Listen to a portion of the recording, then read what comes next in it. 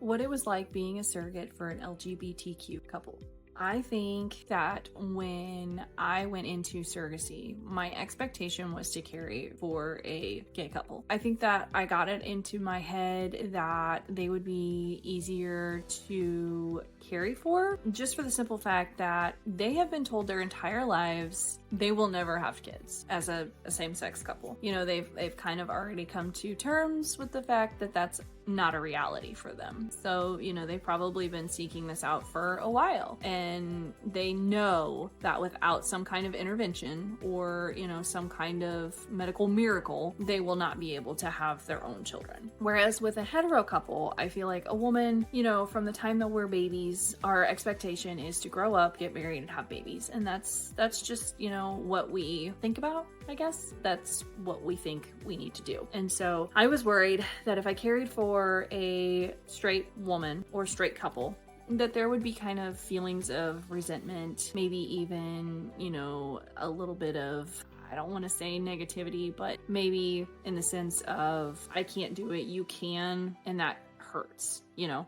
So I had gone into it fully expecting that I was going to carry for a gay couple. And my first surrogacy journey, I did carry for a same-sex couple, a very lovely same-sex male couple. They were very communicative, they were very appreciative, and they were very involved. I believe that they had probably had their own expectations as far as first-time surrogate because they were seasoned. They already had 2 kids from previous surrogacies, and so I think that they had their expectations of what they wanted from me. And I think for the most part that I fulfilled them because we never had issues. There was never any, you know, communication errors or any hard feelings or anything. They were very, okay, you know, we're hands off. We'll reach out and see how you're doing, but we're not going to micromanage. We're not going to tell you need to do this and you need to do that. So I think that it was very fulfilling for me to give somebody something that they knew from the very beginning that they were not going to ever be able to obtain on their own. So I think that it gave me more of a sense of purpose.